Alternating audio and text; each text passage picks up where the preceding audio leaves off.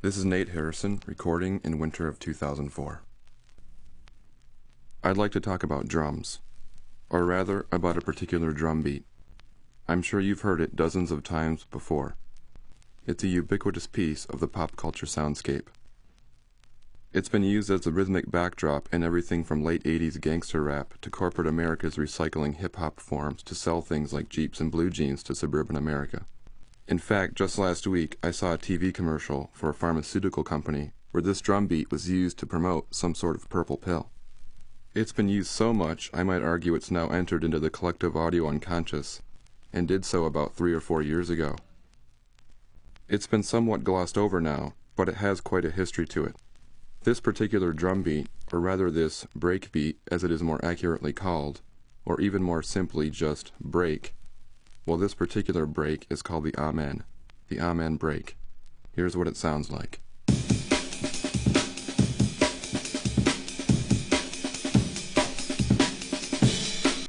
Here, I'll play it again.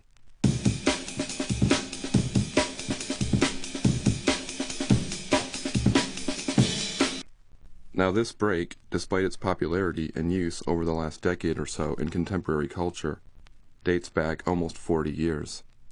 The Amen break is a small piece of, and gets its name from, a song released in 1969 titled Amen Brother.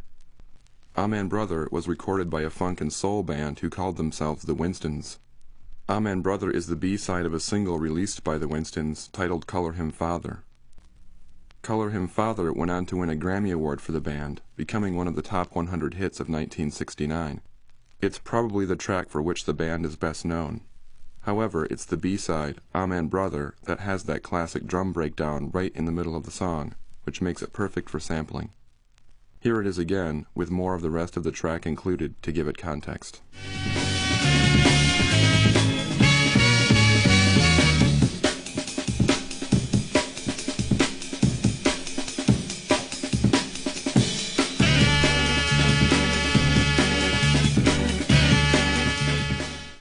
So, Amen Brother was recorded, it was released, it was played, it came and went. Nothing terribly remarkable about it. However, the drum loop in the middle of the song was resuscitated with the advent of the sampler in the 1980s. Just a brief aside about the sampler, this was a machine about the size of a VCR that allowed its user to record any sound into it for quick playback and arrangement. The sampler, as well as the turntable, were principal tools largely responsible for the birth and development of hip-hop. With a sampler, any drum beat, any guitar riff, any sound that could be recorded, could be used as part of a new composition, a new contextualization. Nowadays, almost all commercially produced music has been at least in part realized with a sampler.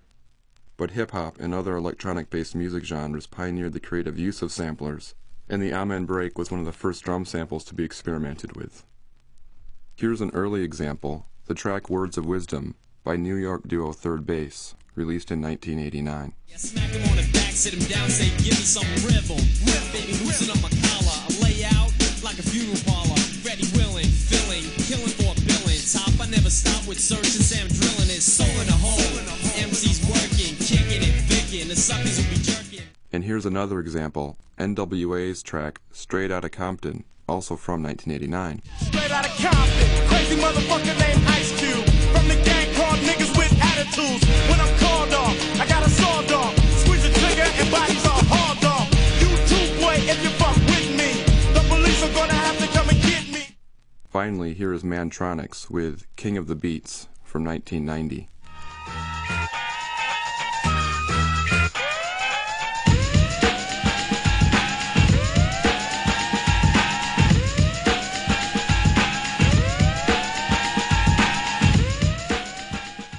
In these cases, a one-bar loop of the Amen was used to create the rhythms. That is to say, it's a fairly straightforward use of the break. As time went on and samplers became more complex, so did their usage. In the UK, right around the time Straight Outta Compton is released, the rave scene there explodes, with musicians and DJs who used samplers in the Amen break to produce hardcore techno, raga jungle, and drum and bass. Jungle in particular, it being an amalgamation of reggae toasting, heavy bass lines, and high-speed breakbeats, centers its aesthetic almost entirely around the deconstruction of the Amen. This was done by slicing the original 6-second sample into its individual drum hits. Each snare drum, each bass drum, the hi-hats, the crash cymbal.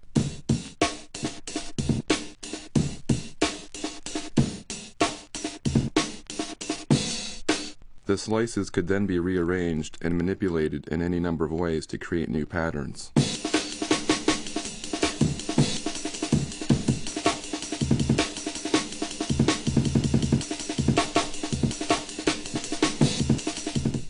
Here's an earlier jungle artist. This is Shy FX's track, Original Nutter, from 1994.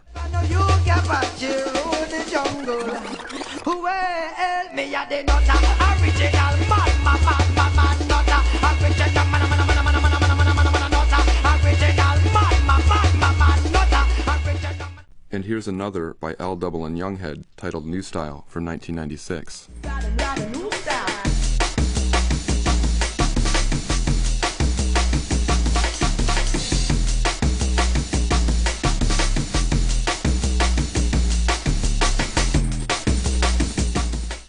Amen tracks like these were plentiful and easily disseminated to their audiences via acetate test pressings, or dub plates as they're called. These one-off recordings, unlike mass-produced vinyl records that typically had to be pressed in quantities of 1,000 or more, were, and still are, cheap to make and could be cut quickly. A musician could make an Amen track in the morning, get a dub plate cut that afternoon, and have a DJ play it to a crowd that night. Dub plates don't last very long, however, and can only be played about 50 times before they wear out. The recording you are listening to now is an example of a dub plate. In any event, with Jungle's popularity, what you got in reaction was this sort of chin-stroking art crowd who took the Amen as their own in the name of a sort of, as some might say, a highbrow posturing. They proceeded to push the levels of absurdity with its use, really tweaking the arrangements beyond a point of danceability and syncopation, and into a realm of pure fetishization and self-indulgence. Here's the UK's Tom Jenkinson, aka Square Pusher, with the track Vic Acid from 1997.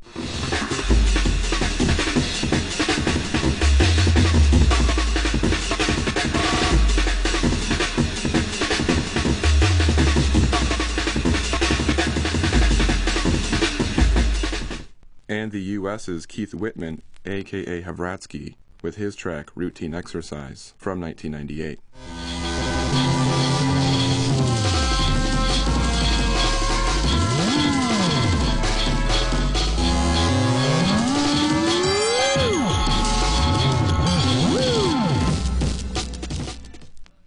And now, just to fast forward a bit, if you tune in to the internet radio station www.ragadjungle.com, you'll be massaged by endless permutations of the Amen break, 24 hours a day, 7 days a week.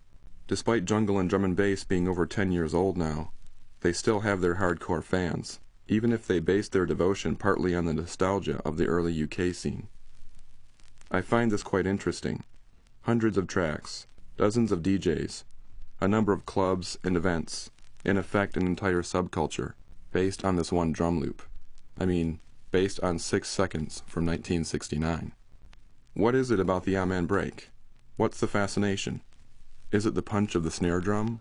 Or maybe the overall groove of the loop? Obviously it seems to have infected a great many musicians. Here's one more example, and a kind of odd one at that. Perry Farrell, as some know as the frontman for Jane's Addiction and Porno for Pyros, making some kind of hybrid rock jungle cover of Led Zeppelin's Whole Lotta Love.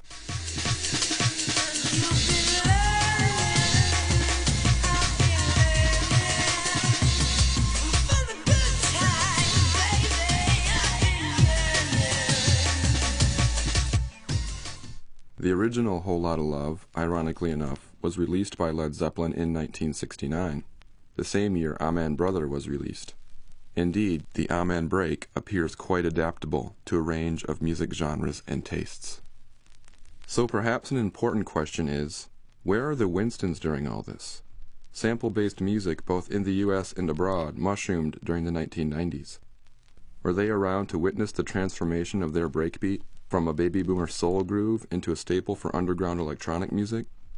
Did any of the members of the band care about its blatant appropriation, seemingly without consent, by musicians in rave and hip-hop?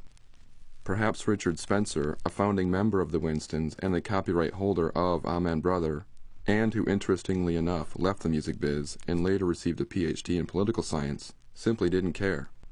Perhaps he, like many people during hip-hop's early years, didn't see it and other sample-based music as having any potential beyond a limited underground appeal. During the 80s, when DJs plundered old jazz and R&B records looking for samples, hip-hop in particular and electronic music in general were not the pop phenomena and moneymakers we know them as today. There seemed to be a brief few sort of glory years back then, when the novelty of sampling and the rate at which it was being employed as a new technique grew faster than the rate at which any sort of copyright bureaucracy could maintain the law.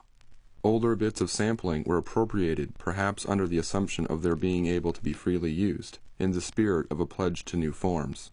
In other words, sampling was not seen as merely rehashing past sounds, but as an attempt to make new from something old, an artistic strategy as time-honored as creative expression itself. Only when these urban forms began receiving a lot of attention and making a lot of money did people, and more importantly, corporate bigwigs who held the copyrights to much of the back catalog of contemporary American music, start cracking down on copyright violation. Remarkably, though, the Winstons, who by the way do still exist today, although in name only as none of the original members play in the band any longer, never pursued legal action against those hundreds of instances of the Amen break's appropriation over the last 20 years. It seemed the Amen, by the sheer amount of its use by producers and DJs around the world, had entered into a type of public domain, if not legally, then certainly culturally. At any rate, during Jungle's transformation from an underground club status to a more user-friendly electronica, as the media likes to call it, a curious chain of events happened. Advertising agencies, always looking for new angles to help peddle consumer products by tapping into what the kids on the margins are listening to these days, started using breakbeats, including the Amen, in television commercials. For example, here's a Jeep ad running in Southern California right now, promoting their Extreme Jeep Snow event. Nothing handles the winter elements like a Jeep 4x4, except, of course, you. Now, during the Extreme Jeep Snow event, visit your Jeep dealer and get a lift pass to Sugar Bowl, Bear Mountain, or Snow Summit. You'll also get a chance to win a legendary Grand Cherokee. And now, California buyers get 0+ on Grand Cherokee. Now, noticing a rise in popularity in breakbeat music and recognizing a growing market of commercial producers wishing to use the Amen break, third-party companies started selling it through what seemed to be completely legal channels. For example, at the end of the 1990s, a UK company by the name of Zero G Limited started selling Jungle construction kits, sample CDs containing hundreds of breakbeats, including the Amen. Here is their version of it from their Jungle Warfare sample CD, which, by the way, is copyrighted 2002 by Zero G. And here is the original Amen break again, taken from the actual Winston's vinyl release I bought off eBay, copyrighted 1969. I sped the break up slightly to match a jungle tempo.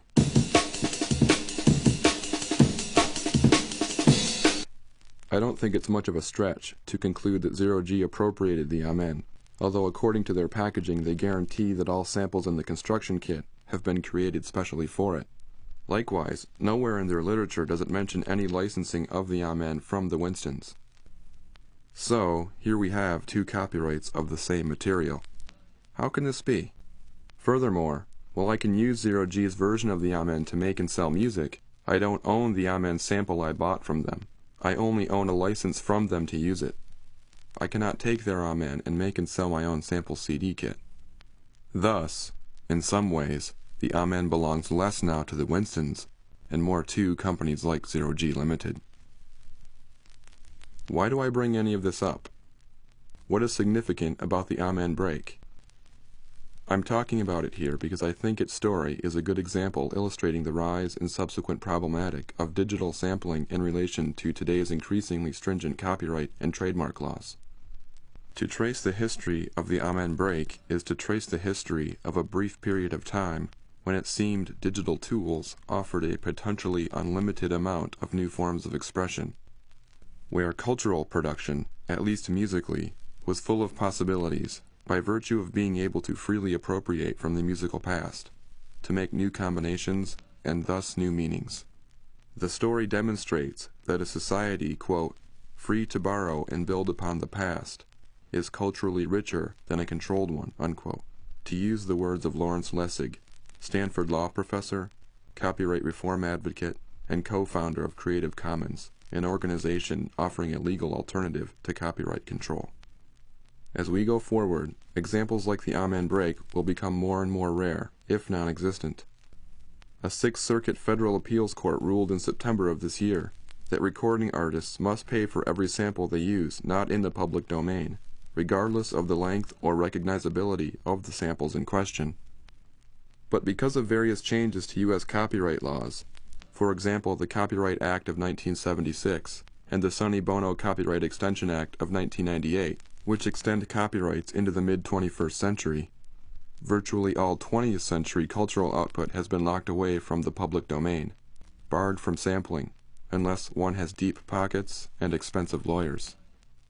So it seems a company like Zero G, with its attempt at regulating the use of, and profiting from, the use of the Amen break, is helping to secure the supremacy of copyright laws, while the company's very success itself occurred because of a lack of strict copyright control surrounding breakbeat sampling. In other words, not only does the innovation within culture grow when copyright is flexible, so do its markets and capital. New trends are developed, new sounds are sought after. New releases are anticipated and become hugely popular, perhaps even selling out. New stars are born and new fan bases are created. Money is exchanged, all in the pursuit of new forms and experiences, of potentials for new connections and meanings.